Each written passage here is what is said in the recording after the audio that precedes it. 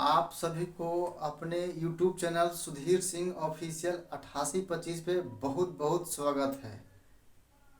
जिसका बेसब्री से इंतजार था वो घड़ी आ गई। क्योंकि बहुत दिनों से कुछ बहुत दिनों नहीं, कुछ समय पहले से ही कहा जा रहा था कि आप लोग को एनसीईआरटी सीरीज बताया जाएगा। एनसीईआरटी का सीरीज हम लेकर आएंगे। खास करके वैसे दोस्तों, भाइयों और बहनों के लिए जिनका इस बार सीटेट का एग्ज़ाम हो रहा है, इस बार सीटेट का एग्ज़ाम जो लोग दे रहे हैं उनको बोला गया था कि यह चलेगा, सीरीज एनसीईआरटी का चलेगा। लेकिन काफ़ी व्यस्तता के कारण और किसी टेक्निकल इशू के कारण क्लास ऑनलाइन नहीं चल पाए और अभी भी लाइव क्लास नहीं चलेंगे। रिकॉर्डेड वीडियो के फॉर्म में आप लोगों का क्लास मिलेगा और यह जो क्लास मिलेगा आप लोग के लिए बहुत लाभकारी सिद्ध होगा। जितना रामबाण वीडियो साबित होगा यह क्लास आप लोग के लिए। चूँकि जो सीटेट का एग्ज़ाम सीबीएसई कंडक्ट कराती है, उसमें CBSE clear and cut syllabus देती है। उसमें इफ बट होने का कोई संभावना है ही नहीं कि पेपर यहाँ से आएगा पेपर वहाँ से आएगा। खासकर वैसे विद्यार्थियों के लिए, वैसे लोगों के लिए जो पेपर 2 जिनका अच्छा खासा पेपर नहीं जा रहा है, पेपर 2 में कठिनाई हो रही है कि पेपर 2 दिक्कत होगा। पेपर 2 में भी जिनका ऑनर्स आर्ट्स है या पेपर 2 में जिनका SC/ST सब्जेक्ट है उनके लिए। और ये आप लोग को यह सूचना हम और देना यह चाहते हैं कि इस पर ऐसा नहीं सोचिएगा कि इस पर सिर्फ पेपर 2 ही आएगा, SC/ST ही आएगा। नहीं, इस पर SC/ST के अलावे EVS आएगा। EVS में आपको हर एक टॉपिक से EVS क्लास 3, 4, 5 NCERT तीनों बुक कराया या कवर कराएंगे। और उसमें हर टॉपिक से और average question, maximum question EVS पढ़ाने के बाद 1100 ऑब्जेक्टिव सेलेक्टेड क्वेश्चन रहेंगे, जिसमें प्रीवियस ईयर के क्वेश्चन जो पीछे कई सारे एग्जाम में पूछ चुका है। जैसे अगर EVS का जितना भी क्वेश्चन जो पिछले सीटेट पूछ चुकी है उसमें भी जितना भी क्वेश्चन पूछा गया है उसको इंक्लूड कर दिया जाएगा। और संभावित प्रश्न को, जो प्रश्न पूछा जाएगा उसको भी उसमें सम्मिलित किया जाएगा। तो काफ़ी इन्फॉर्मेशन भी आप लोग को मिल गया। बहुत दिनों से आप लोग को ऐसा वीडियो पिछले एक वीडियो गया था इन्फॉर्मेशन के नाम से। उस इन्फॉर्मेशन में हम समझाने का कुछ इन्फॉर्मेशन देने के लिए आए थे और उस काफ़ी साउंड की कमी, साउंड बहुत इर्द गिर्द से साउंड आ रहा था, तो साउंड का भी समस्या था। और इसमें हम भी नए थे, अफोर्ड नहीं कर पा रहे थे, साउंड में हम भी कंजस्टेड थोड़ा महसूस कर रहे थे, इसीलिए उसमें पूरा सूचना ही नहीं मिला। और यह वीडियो जो भी लोग तैयारी करते हैं सीटेट का उनके तक आप लोग पहुंचा दीजिए। ये आप ही का चैनल है, ये हमारा, और आप ही के सहयोग से, सपोर्ट से यह वीडियो भी अपलोड हो रहा है। काफ़ी का पिछले क्लास में भी बोले थे। हाँ, अब लोग जिनको लग रहा है कि साइंस है उनका क्या होगा, तो साइंस वाले एकदम धैर्य रखें, उनका और कोई दिक्कत नहीं होगा। उनके लिए भी एक काफ़ी खास, जब आज हम SC/ST में हिस्ट्री क्लास 8 पढ़ा लेंगे उसके बाद साइंस का सीरीज में साइंस का सीरीज लाएंगे। साइंस का भी हम काफ़ी खास उसमें कराएंगे जो प्योर NCERT बेस्ड होंगे। और EVS भी होगा, साइंस भी होगा, SC/ST भी होगा। पेडागोजी आप जहाँ कहीं से पढ़ रहे हो वो बिल्कुल वहीं से पढ़ें। अभी पेडागोजी का कोई इन्फॉर्मेशन नहीं है। सर भी पेडागोजी पढ़ा रहे हैं, सर से भी आप पेडागोजी पढ़े हैं तो सर का पेडागोजी ही पढ़ें, उसमें इनफ है, ठीक ठाक है। लेकिन आप अध्ययन करते रहें और ऐसा नहीं आप सोचें कि अभी हमारा एग्ज़ाम खत्म हो गया है तो नहीं पढ़ेंगे। पुनः एग्ज़ाम फिर जुलाई में फॉर्म भराएगी तो फिर आप लोग को तैयारी करने का मौका नहीं मिलेगा। क्योंकि उस समय क्या होगा कि और आप लोग को कम से कम 50 सेट प्रीवियस ईयर का इस पर डिस्कशन करेंगे जो वीडियो अपलोड किया जाएगा। और जब थोड़ा सा आप लोग का सपोर्ट और सहयोग मिल जाएगा, आप लोग का आशीर्वाद और प्यार स्नेह मिलेगा तो लाइव बहुत जल्द मिलेंगे। लाइव क्लास भी इसमें सुविधा मिलेगा, तो काफ़ी खास इसमें आप ध्यान दीजिएगा।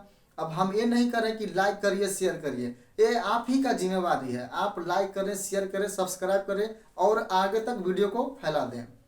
नेक्स्ट सूचना नंबर 2 यह कि क्या यह जो वीडियो होगा क्या सीटेट के लिए ही होगा? जी नहीं, यह जो क्लास शुरू होगा इस पर जो वीडियो मिलेगा जो वनडे एग्जाम के लिए भी रामबाण साबित होगा। जो बिहार पुलिस, दरोगा, रेलवे, SSC, का जो भी तैयारी करते हैं, जिनमें आर्ट्स पूछा जाता है, उनके लिए भी साइंस और आर्ट्स बहुत मददगार साबित होगा, वनडे एग्जाम के लिए भी। जो बीपीएससी इस बार जो फॉर्म भरे हैं, जो बीपीएससी का भी एग्जाम देना चाह रहे हैं, या जो इनका बीपीएससी का एग्जाम है, वह भी इस लेक्चर को सुने, आपके लिए बहुत मददगार साबित होगा। अब पढ़ने के बाद ही आपको पता चलेगा कि इसमें क्या क्वालिटी है। लेसन 1 ही आज तो शुरू करेंगे, उसके बाद लेसन 2 से आपको इतिहास का पूरा फाउंडेशन समझ में आएगा। कभी इतिहास नहीं पढ़े हैं, देखिए हम कोई नोट फोट नहीं पढ़ाएंगे, और जो भी यहाँ से पढ़ाएंगे, जो भी वीडियो अपलोड होगा, वो प्योर एनसीईआरटी बेस्ड रहेगा, जो एनसीईआरटी स्रोत से ही आपको पढ़ाए जाएंगे, मन से कहीं से जोड़ तोड़ कर नहीं बताया जाएगा। और धैर्य के साथ, विश्वास के साथ आप पढ़ें। इसमें बहुत ऐसा लगेगा, एग्जाम देकर आइएगा तो उसमें आपको लगेगा कि शायद इस वीडियो को पढ़ लेते तो हमारा नंबर 130 प्लस हो जाता। शायद या किन्हीं का भी एग्जाम, मान लीजिए आप दरोगा एग्जाम देते हैं, अगर 5 नंबर इसे भी आ जाता है तो बहुत काफ़ी है। उसमें हिस्ट्री का इंपॉर्टेंस होता है, हिस्ट्री में कभी किन्हीं से कहीं नहीं पढ़े हैं तो इस लेक्चर को आप अवश्य करें। आप 2023 में आप कोशिश करें, हर हाल में आप सेलेक्ट हों, आप जॉब करें। 2023 में आप बहुत सारे वैकेंसी आने वाली है, उस हिसाब से यह वीडियो सभी लोगों के लिए, जो विद्यार्थी 12th का एग्जाम दे दिए हैं और जो कंपटीशन का तैयारी कर रहे हैं, चाहे जो भी कंपटीशन का तैयारी करें, या तो आप एसएससी तैयारी कर रहे हैं, रेलवे तैयारी कर रहे हैं, दरोगा तैयारी कर रहे हैं, बिहार पुलिस तैयारी कर रहे हैं, या स्टेट पीसीएस का तैयारी कर रहे हैं, या पीसीएस, या जो भी हो, या सिविल सेवा के लिए जो भी हो, यह वीडियो एनसीईआरटी सीरीज खास काफ़ी आपके लिए मददगार रामबाण साबित होगा। देख लीजिएगा, जब एग्जाम देकर आइएगा तो उसमें हम सभी क्वेश्चन को, कुछ एग्जाम पड़ेगा उसमें हम एनालिसिस भी करेंगे, कौन क्वेश्चन कहाँ से पूछा गया, आप देखिएगा, इसमें बहुत मददगार होगा। खैर ठीक है, आज के लिए, आज फर्स्ट क्लास था और सब्जेक्ट से संबंधित फर्स्ट क्लास था, इसीलिए थोड़ा सा इतना सूचना देने में। अब बिना समय गवाए अब हम अपने टॉपिक पे शुरू करते हैं। आज हम लोग पढ़ेंगे हमारे अतीत भाग 3, हमारे अतीत भाग 3 कक्षा 8 का इतिहास का एनसीईआरटी बुक हम लोग पढ़ने जा रहे हैं, जिसमें आपको लिखा हुआ है कैसे, कब और कहाँ। देखिए इतिहास में जो फर्स्ट टॉपिक है, कैसे, कब और कहाँ, कौन सी घटना कब घटा, कैसे घटा और कहाँ घटा, इसमें काफ़ी खास इस चीज़ को अध्ययन करेंगे इतिहास में। और यहीं से कुछ बेसिक कॉन्सेप्ट जुड़ेंगे जो आगे आपका हायर लेवल एग्जाम के लिए बहुत मस्त, बहुत ठीक ठाक रहेगा।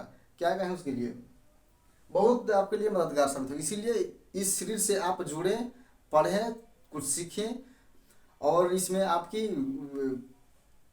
आपकी मतलब कि तैयारी में और थोड़ा सा वृद्धि होगी। खैर अब हम देखते हैं कि इसमें कब, कहाँ और कैसे में कब, कहाँ और कैसे में बताया गया है। इसमें क्लाइव ने रेनेल को, फर्स्ट पॉइंट इसमें दिया हुआ है, रॉबर्ट क्लाइव ने रेनेल को हिंदुस्तान का नक्शा तैयार करने का काम सौंपा था। अगर आपसे ऑब्जेक्टिव क्वेश्चन पूछेगा तो हाँ देखिए, कुछ मेन पॉइंट यहाँ पे नोटेड रहेंगे, और बाकी कुछ चीज़ों को हम खुद समझा देंगे कि इसको क्या है, क्या नहीं है, कैसे आया, क्या इसमें तर्क है, क्या नहीं है, उस चीज़ को हम खुद इसमें बताएंगे। तो रॉबर्ट क्लाइव है, रॉबर्ट क्लाइव के बारे में हम चर्चा करेंगे। जो रॉबर्ट क्लाइव है, रॉबर्ट क्लाइव ने रेनेल को हिंदुस्तान का नक्शा तैयार करने का काम सौंपा था। अगर आपसे पूछेगा कि क्लाइव ने या रॉबर्ट क्लाइव ने हिंदुस्तान के नक्शा तैयार करने का काम या हिंदुस्तान का नक्शा किससे तैयार करने को कहा था, उसमें 4 चॉइस रहेंगे। तो एक चॉइस अगर रेनेल रहेगा तो रेनेल आपका सही होगा। हाँ, अब पढ़ लिए तब आपके लिए इजी लग रहा है, नहीं तो पहले रेनेल कहा था तो रेनेल क्या है, नहीं है, क्लाइव ने किसे हिंदुस्तान का नक्शा तैयार करने के लिए कहा था, पता ही नहीं है। तो पढ़ लीजिएगा तो काफ़ी मददगार साबित होगा, बहुत अच्छा रहेगा, मस्त इंजॉय लगेगा, मस्त रहेगा। थोड़ा सा नाइट का समय है तो हाँ, रॉबर्ट क्लाइव ने रेनेल को हिंदुस्तान का नक्शा तैयार करने का काम सौंपा था। जो रेनेल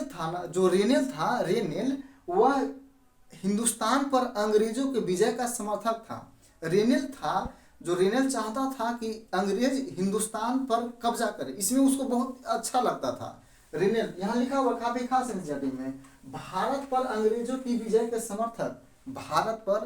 के विजय के समर्थक रेनेल को वर्चस्व स्थापित करने की प्रक्रिया में, वर्चस्व यानी कि अपना शासन चलाने की, जो अंग्रेज अगर यहाँ आकर अपना शासन चलाए, भारत पर। तो वर्चस्व स्थापित करने की प्रक्रिया में नक्शा तैयार करना बहुत महत्वपूर्ण लगता था। चूंकि रेनेल को लगता था कि जब तक इसको नक्शा तैयार नहीं करेंगे तब तक इस पर शासन कैसे करेगा, कितना भूभाग पर कौन कहाँ है, कब तक कैसे है, उसको पता करने के लिए रेनेल को बहुत महत्वपूर्ण लगता था नक्शा तैयार करना। इसीलिए अगर आपसे काफी खास पूछे क्लाइव ने हिंदुस्तान के नक्शा तैयार करने का काम किसे सौंपा था, तो ऑप्शन रेनेल रहेगा, तो रेनेल लगाइएगा। अब आप समझ भी रहे हैं और क्वेश्चन भी बता रहे हैं कैसे क्वेश्चन पूछेगा, जो मल्टीपल चॉइस क्वेश्चन।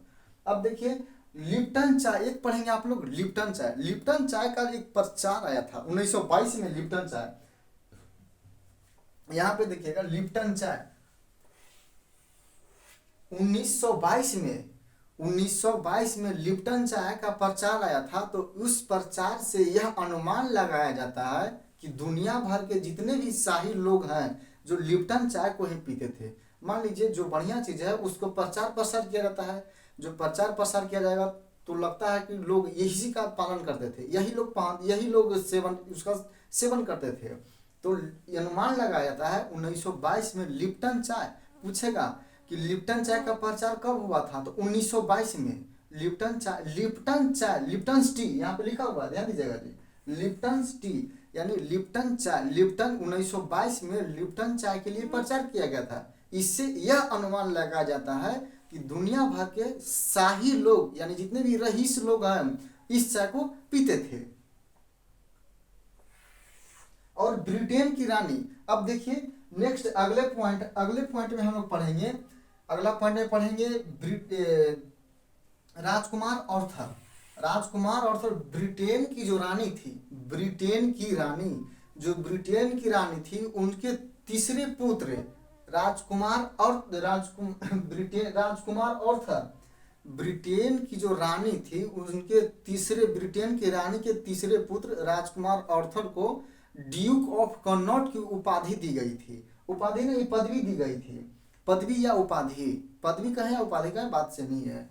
तो अगर आपसे पूछेगा कि ड्यूक ऑफ कनॉट की उपाधि किसे दी गई थी, तो राजकुमार आर्थर को। राजकुमार आर्थर कौन थे, तो ब्रिटेन की जो महारानी थी उनके तृतीय पुत्र था राजकुमार आर्थर।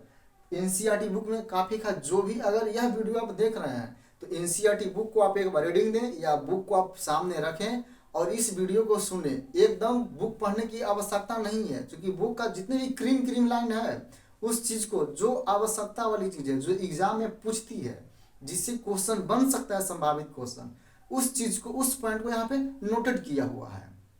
काफी खास ध्यान दीजिएगा इस चीज को। तो अगर आप बुक रखते हैं तो फिर तो भी बहुत अच्छी बात है।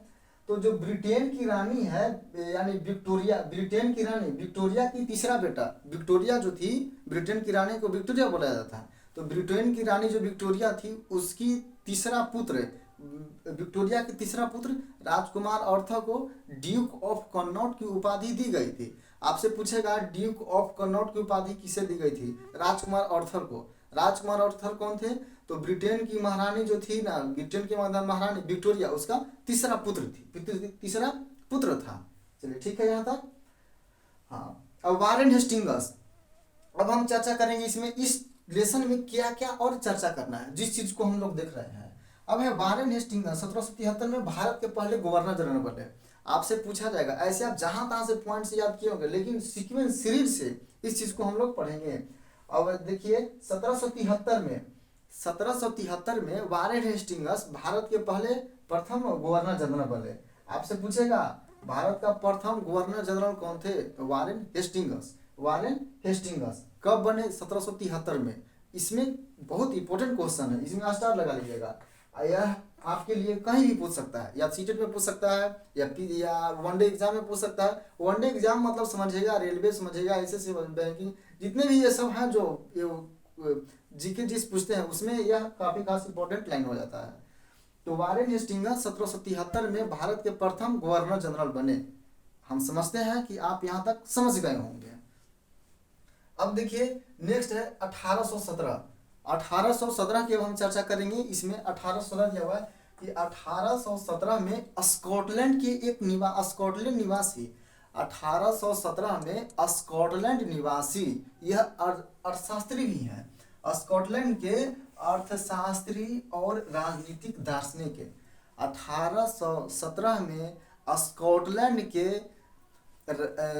अर्थशास्त्री और राजनीतिक दार्शनिक जेम्स मिल ने भारतीय इतिहास को 3 विशाल खंडों में 1817 में स्कॉटलैंड के अर्थशास्त्री और राजनीतिक दार्शनिक जेम्स मिल ने 3 विशाल खंडों में ए हिस्ट्री ऑफ, यहाँ पे लिखा हुआ है a history of British India, a history of British India, British Bharat का इतिहास, यानी ब्रिटिश भारत का इतिहास, a history of British India. आपसे पूछेगा a history of British India पुस्तक किसने लिखा? जेम्स मिल ने। जेम्स मिल कहाँ का निवासी था? तो जेम्स मिल स्कॉटलैंड के निवासी था। जेम्स मिल एक अर्थशास्त्री भी था और एक राजनीतिक दार्शनिक भी था। 1817 में स्कॉटलैंड अर्थशास्त्री और राजनीतिक दार्शनिक जेम्स मिल ने जेम्स मिल ने 3 विशाल खंडों में a history of British India, a history of British India यानी ब्रिटिश भारत का इतिहास नामक एक बुक लिखा। इस बुक में जेम्स मिल ने भारतीय इतिहास को 3 काल खंडों में बांटा। जो बुक लिखा है ब्रिटिश भारतीय का इतिहास जेम्स मिल ने लिखे। आपसे पूछेगा a history of British India, a history of British India लिखा हुआ है। ए हिस्ट्री कुछ पॉइंट जो आपको इम्पोर्टेंट लगेंगे उनको आप नोट करते जाइएगा, आपके लिए काफ़ी अच्छा हो जाएगा। A history of British India, a history of British India, इसका मतलब ब्रिटिश भारत का इतिहास नामक पुस्तक किसने लिखा? जेम्स मिल ने। कब लिखा? 1817 में। जेम्स मिल कहाँ का निवासी था? तो जेम्स मिल स्कॉटलैंड के निवासी था। जेम्स मिल अर्थशास्त्री भी था और जेम्स मिल राजनीतिक दार्शनिक भी था। ध्यान दीजिएगा, इस बुक में a history of British India यानी ब्रिटिश भारत के इतिहास में जेम्स मिल ने बताया कि भारत के इतिहास को, इसने भारतीय इतिहास को 3 कालखंडों में बांटा। भारतीय इतिहास को 3 कालखंडों में बांटा। पहला बताया इसमें हिंदू, दूसरा मुस्लिम और तीसरा ब्रिटिश भारत। एक हिंदू भारत जिसमें हिंदू शासन किया, दूसरे में मुस्लिम और तीसरा में ब्रिटिश भारत ब्रिटिश का बारे में चर्चा किया। यहाँ पे काफी खास लिखा हुआ है हिंदू, मुस्लिम और ब्रिटिश। यह क्वेश्चन सीटेट पूछा है जी, पूछा हुआ क्वेश्चन। यह सीटेट क्वेश्चन पूछा है 10 जनवरी को। इसमें पूछा था कि किस इतिहास जेम्स मिल ने भारतीय इतिहास को कितने भागों में बांटा था? जेम्स मिल ने भारतीय इतिहास को कितने कालखंड में बांटा है? 2, 3, 4। तो आप और इसमें 2, 3, 4 और इनमें से कोई नहीं था, तो इसमें ऑप्शन सही आंसर 3 होगा, क्योंकि इसमें 3 ही आंसर में 3 विभाग में हिंदू, मुस्लिम और ब्रिटिश है। जेम्स मिल का सुझाव था, अगले लाइन है, जेम्स मिल ने सुझाव दिया था। जेम्स मिल का सुझाव था कि जेम्स मिल के सुझाव पूरे भारतीय भूभाग पर अंग्रेज को कब्जा कर लेना चाहिए। यह जेम्स मिल का मानना था कि पूरे भूभाग पर यानी भारतीय पूरे भूभाग पर अंग्रेज को कब्जा कर लेना चाहिए। किनका मानना था? आपसे पूछेगा कि किन राजनीतिक दार्शनिक का मानना था कि अंग्रेज पूरे भारतीय भूभाग पर कब्जा कर ले, तो जेम्स मिल का मानना था। इसमें जेम्स मिल अर्थशास्त्री भी था, राजनीतिक दार्शनिक भी था। ध्यान दीजिएगा, इस बात को आप ध्यान दीजिएगा।